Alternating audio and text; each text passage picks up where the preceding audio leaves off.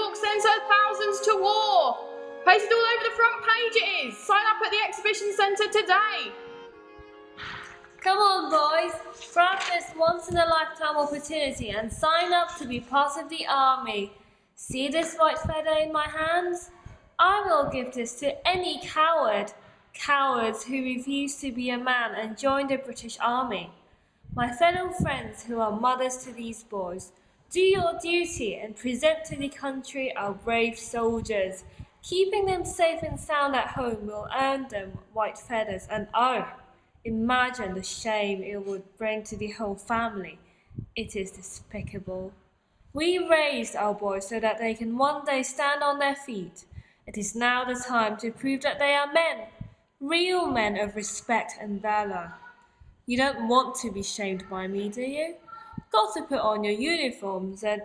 Charlie! What do you think you're doing? I told you to stay at home and do not... Mummy, you said it yourself. It is an honour to sign up. I've always wanted to grow up and be a real man, so this is my chance. I'm the only man in the family apart from Dad. I want to fight. Charlie, my little boy, I forbid you to talk of this nonsense again. Now do as you're told and go home. Lad doesn't know what he's getting himself into. War will teach it all right.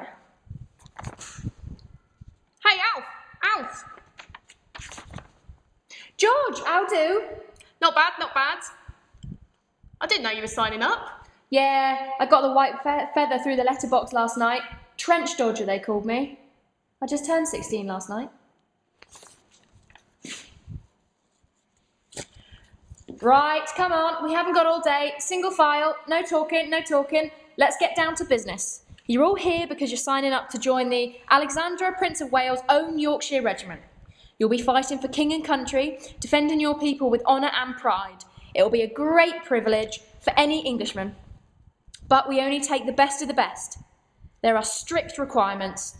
We only take strapping lads, 5'3" and over, good health and physique. So after you've signed in with Sergeant Bumbles, you'll go into the next room for stringent medical checks. Some of you might not make the cut. We only take the best. Who's all talk? What tripe will take any of you? Son? Yes. You in the back. How old are you? 14, did you say? Why? Why don't you walk around the block and come back when you're the right age? We need all the men we can get. He says it's for honour, but that's all for money. He gets the equivalent of £6 modern per sign-up. There was gossip floating around. We have taken up to 2,500 underage recruits. Ah, yes, this is the proudest of times to be a Yorkshire man. As soon as war was announced, one saw soldiers in uniform about the city. They are to be met on every street corner.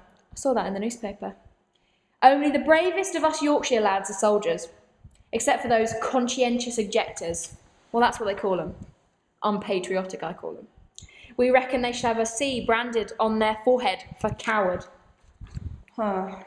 Well, I read in the Yorkshire press that normal man cared more about the activities of the household cat than about events abroad. Enough of that. The exhibition centre you stand in now is the centre of post, comings and goings to the front. The most vital part of the war effort is to raise morale and write. Thousands of letters, food parcels and other correspondence to and from loved ones were sent to the front in France and Belgium from this very building, as well as farther airfields to every corner of the empire. York was buzzing with recruits and every building was used for the war effort. Our own railway played a crucial role in the transportation of troops, munitions, food and other resources like horse and mail. 65,000 men are supposed to be transported by the end of the war. They've just had to order a new canteen to be built there. The Women's Temperance Association will be waiting 24 hours a day for our troops with a fresh brew for any one of them. And you'll be one of them, given half a chance. You aren't quite fighting fit yet, but leave that to me. Now we've got your names, it's off to the medical examinations. My dearest Dorothy, thank you for your letter. I received it this morning along with little Sally's drawing of Daddy in his uniform. You must tell her how pleased I am with it and how impressed I am with her colouring in. I will be sure to put it up in my dugout once we reach the front, but for now my breast pocket shall have to be the inadequate home to such a lovely picture. Training continues, and while it is still strange to be here, I'm starting to get a little more used to life in France. I'm getting used to the putties as they have finally begun to shape to my legs. I'm getting a little more used to the exercises, though it's still jolly exhausting. All that marching, schlepping through the mud, as the general barks directions. Ah well, at least Sam and I and all of us older conscripts are in it together. We never thought they'd raise the conscription age to 45, but here we are, and that's all there is to it. I'm sure we'll be thankful for all the time spent in the mud by the time we get to the trenches. After all, the generals do know best. They have been teaching us bayonet fighting today, and by Jove, does it make your arms ache. It does seem ridiculous, lying in the mud, and then lunging like wild things with bayonets at an imaginary enemy. It reminded me of when our Teddy was a tiny thing, how he'd spend hours fighting all kinds of invisible enemies with his wooden sword. Do you remember how we'd watch him through the kitchen window and laugh to ourselves? I do, and it makes me chuckle even now. I hope to be back in our little kitchen with you soon, my love. I may be getting used to some things here, but one thing I'll never grow accustomed to is being without you, Teddy and Sally. Tell them that I'm thinking of you all, and tell them that they ought to see me in my shrapnel helmet and gas mask. I look ever so silly, the helmet wobbling from side to side every time I walk. That should make them giggle. I hope to hear from you soon. Your ever-loving husband, Arthur. My dearest Arthur, I simply cannot find the words to describe my happiness when I held your letter in my hand. To know that you are well, to know that you are still fighting for our country and fighting for our love. It fills me with such warmth and pride. It is lonely, but I have joined a ladies' club where I've made new friends. It helps pass the time, and I am learning to knit. It is delightful making wonderful scarves and mittens while sat talking to folk. Please pass my love on to Sam, for I pray that you spend many more happy days together, like you used to when you were children. My love, I have written you a poem that I would like to share with you. How I love the night, I have done all my life. An atmospheric air to the night's time air, a magical place where moments are shared. There is much to do about nothing here. The streets and shops are empty. Goodness gracious, everyone makes such a fuss of me, but I do not mind them. I just like to carry on and let the days pass by. I sometimes sit at our bedroom window, watching the nighttime draw in, thinking about you and what you are doing that very moment. I wonder if you're thinking of me. Do you, Arthur? Do you think of me? In the desolate fields of battle? Sally is doing wonderfully at school. She enjoys writing as well as singing and dancing. I do all I can to encourage her, for it helps keep both our spirits up. And Teddy keeps asking after you. He begs to hear of your exploits in battle. Tomorrow we are going to visit your mother, for I promised I would help with the gardening. I cannot bear to see the poor dear struggle. Sally and I have picked up a beautiful flower arrangement that we hope she will like, and she has drawn a delightful picture of us all. Rover has been restless since you left. Day and night he sits in the garden staring at the gate that you always used to come through. He misses you. We all miss you dearly, my love. I am now a regular at our local church, and I help out whenever I can. It brings me some comfort. I rejoice and relish at every chance I have to pray. I pray for you, Arthur, as I will always pray for you. No one here speaks about the war. None of us really know what's going on back there. And if we are honest, we're all too frightened to ask. I know you are brave, Arthur, and that you will try and save that brave face for us all. Here, food is scarce, but we do all we can. We save what we can. We make things last. So do not worry, we are all fine. We are just missing you and wish that you will return home safe. I carry your picture with me always, here in my little green purse. And my love, oh how I hope to hear from you soon. Forever your beloved, Dorothy. My dearest Dorothy, Merry Christmas. I hope this reaches you by the 25th, though the post can be so temperamental. I only wish I was there to give you these season's greetings in person, but you know that there are others more entitled to the Christmas leave than I am.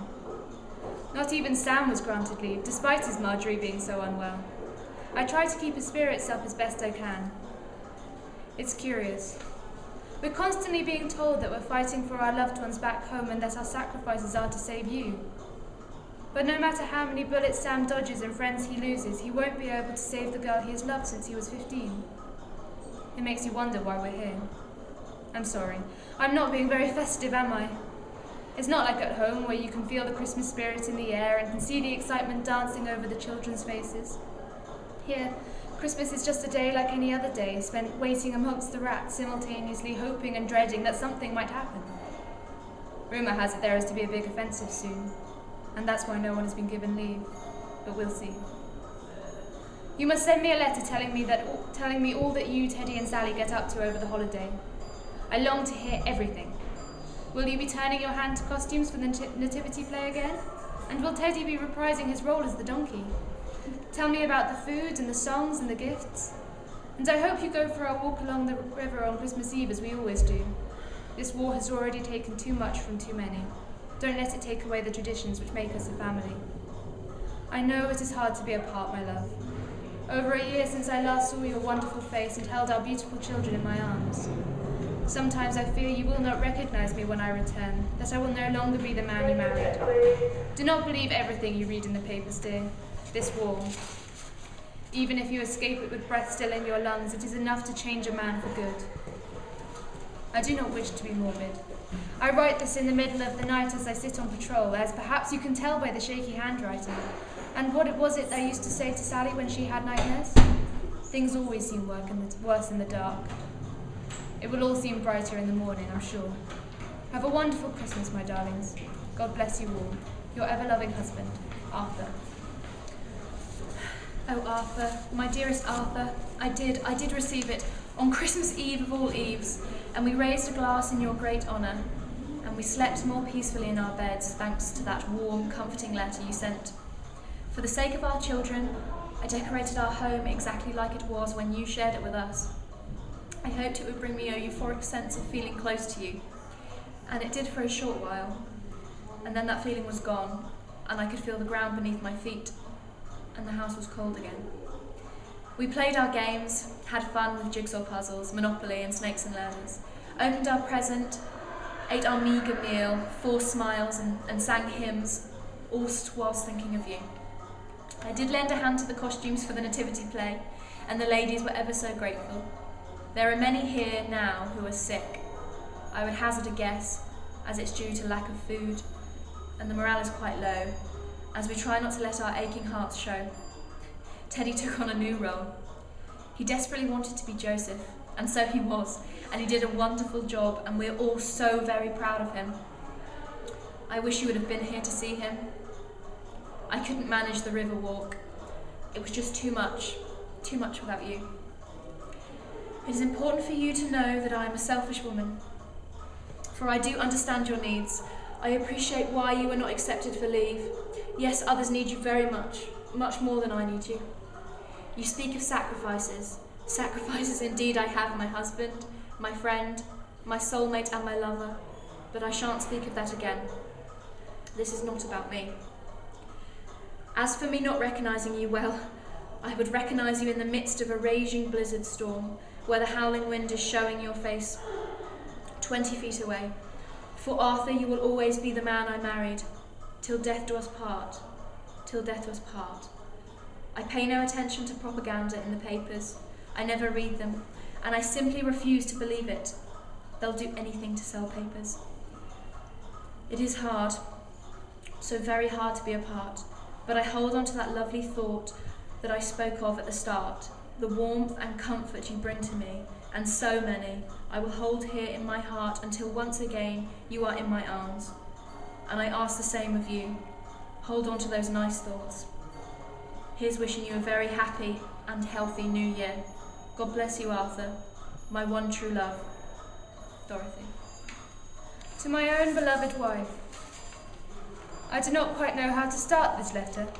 The circumstances are different from under which any I've written before. I am not going to post this for fear of scaring you without cause, but I will leave it in my pocket with my photos and Sally's pictures, and if anything should happen to me, someone will perhaps post it. We are going over the top this morning, and only God in heaven knows who will come out of this alive. I realise now why Kitchener preferred bachelors for soldiers. It is not because they are braver men, but because they do not have everything to lose. You, my dear, you and the children are everything to me. If I die amongst the mud and the shrapnel today, your dear face will be the last vision I see, and it will be your name upon my lips. You, the best of women. I do not doubt that you will raise our darling children to be the finest of men and women. Tell them how their daddy died, and tell them how his heart could have burst for loving them. Oh, how I love you all, and as I sit here waiting, I wonder what you are doing at home. Perhaps Sally is drawing and Teddy is practicing his violin. No, I must not do that. It is hard enough sitting here waiting. We move any minute. Just know that when this reaches you, for me there will be no more war, only peace and eternal waiting for you. It is a legacy of struggle for you, but I pray God will look after you, and that we shall meet again in a place where there will be no more parting. I am to write no more, sweetheart. Kiss the children for me once more. I dare not think of them too much, my precious darlings. Goodbye, you best of women and best of wives, my beloved sweetheart. If there be a God, may he in his mercy look over you and bless you all. May he in that same mercy preserve me today. Eternally yours, Arthur.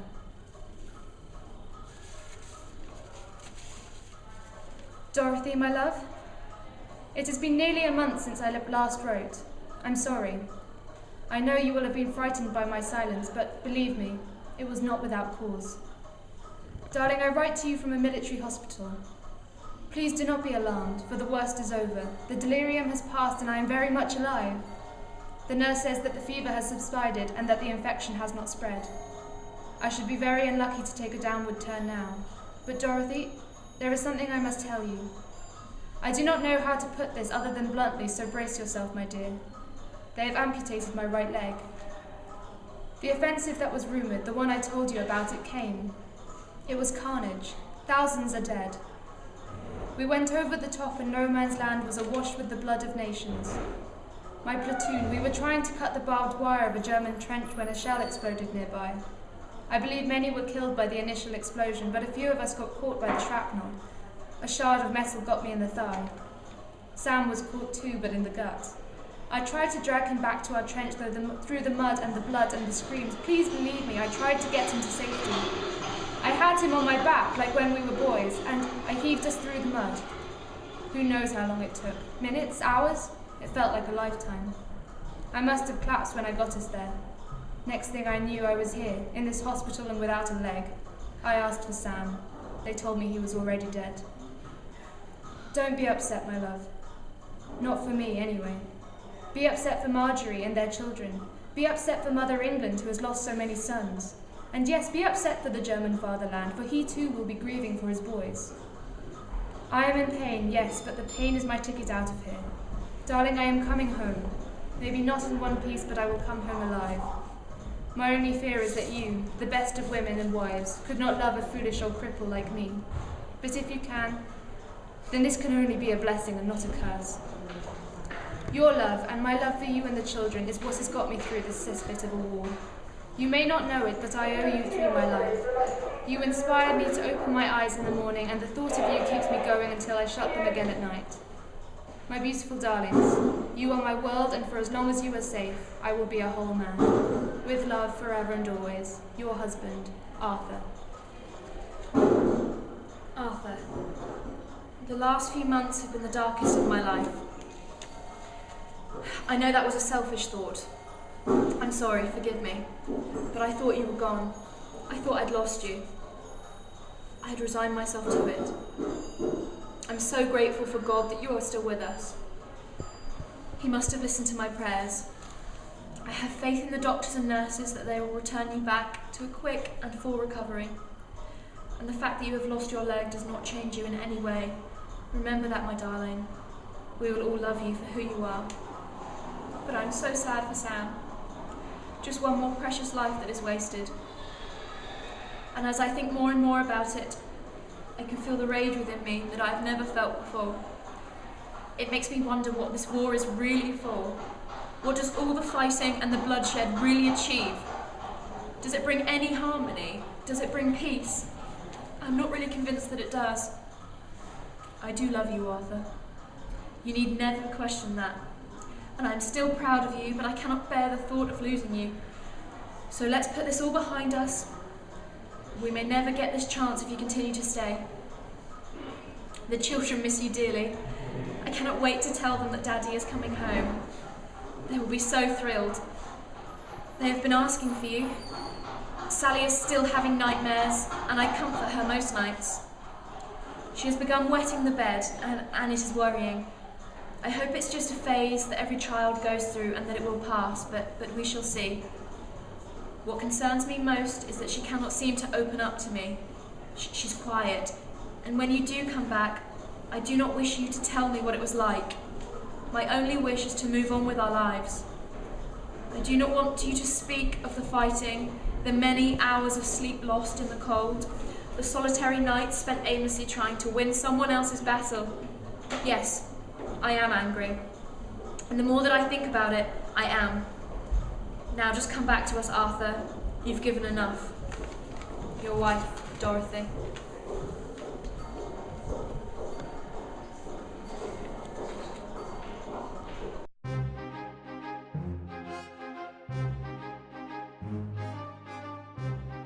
I can't believe it's already July of 1918. It has been a few years since I applied to work as a voluntary nurse. My life is so different now. The war has changed everything. I didn't work back in England. It wasn't expected of me to do so. It was unheard of for women to work. After all, work was for men. Oh, how things have changed. There were simply no men left to work in the factories. They were all fighting in the war.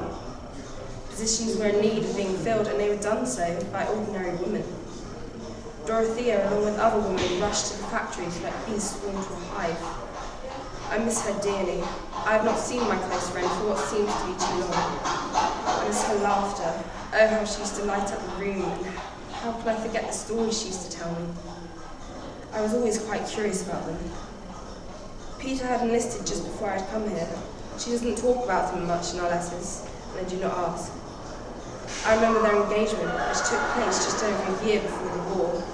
The ceremony was small, but beautifully decorated with roses used as centerpieces on the tables. Things were simple back then. Though I do not wish this war on any individual, it has given me a chance to do something more.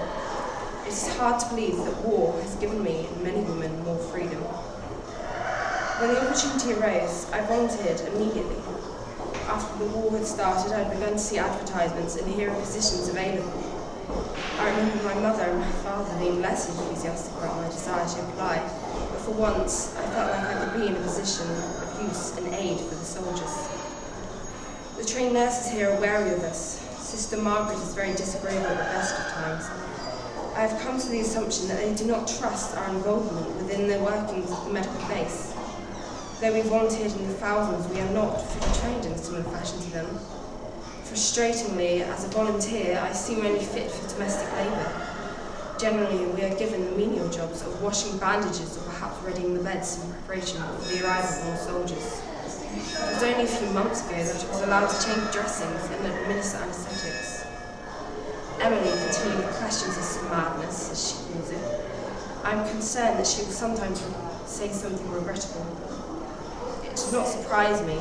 Emily is strong-headed and impulsive, and I sometimes wish I was more like her, independent and confident in oneself. Still, I try to believe that I'm still of more use here, and I do believe the system is changing. The nurses are simply under a great amount of pressure to tend to the uncountable numbers of injured soldiers. It is only a matter of time until I, along with the other volunteer nurses, will be allowed to do more here. It is busy here, but when I have time, I like to talk to the soldiers. Some of them, despite their injuries, are still able to laugh and joke. I wish I could say the same for all of those who come here. I talked to Lieutenant White again today. He surprised me by giving me a poem he'd written. It is terribly sweet of him to do so. When he arrived a few weeks ago, he was very agitated, but after a while, he began to tell me of his friend. Dear old Edmund, he would call him. I have always been fascinated by stories, and I do believe Lieutenant White appreciates having someone to talk to amongst those. Of course, we just deal with the casualties from the front line at the casualty clearing station. The best we can do is patch up the men and clean the wounds before they're sent to a more equipped hospital. I have to say, when I volunteered, I never anticipated such violent injury. Soldiers injured by shrapnel, limbs torn off and faces mangled. However, the trauma is worst. Shell shock, they call it. There are no surgical procedures which can help these soldiers overcome what they've witnessed. So many of them just sit and stare, not seeing anything and unable to unsee what they have seen. Lord, help us all. But among all this misery, good news seems afoot. There have been rumours of the war drawing to an end. The Germans want to retreat. Perhaps it will be time to go home soon. Ah, there you are. Well, the nurse's work is never done, you know. I thought you'd learnt that by now. But I finished my shift, sister. No, you haven't. It's not 6 o'clock yet. Get started on these. The Germans may be retreating, but the number of bandages is not. Sorry. I'm sure your lieutenant won't miss you for long. I'm sure I don't know what you mean. What are you going to do after the war finishes? You know, when this is all over? If it's all over, when it finishes. We seem to have been here forever. I suppose I'll get a job in a hospital. They're looking for nurses at Queen Mary's in Sidcup, where they're doing the facial reconstruction under Dr. Harold Giles, I think it is. Absolutely magnificent. Rebuilt people's faces. Really on the cutting edge. You know, there's more work to be done. It doesn't stop with the surrender. I suppose you know that. You've seen the chaps that come through here, all mangled. Thousands. Thousands and thousands. I want to do my bit, you know, not just here in France, but at home. The pain of this war runs deeper than just a gangrenous leg. Still, there's work to be done. What about you, young Charlotte? What lies ahead for you? I don't really know. Marriage, I suppose. It is what is done in life, my mother always says. She always expected me to get married. And what did you expect? What do you mean? Well, you don't sound particularly enthused by the thought of marriage. And rightly so. Why should you be the property of a man? Women are just as capable as men, if not more capable. We've shown that. You've shown that. Just wrapping these bandages.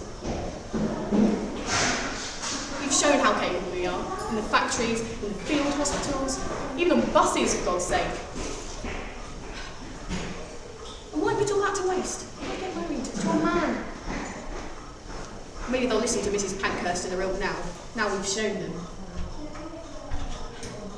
Equal rights for women, that's what I say. Anyway, you never know, you can train as a nurse.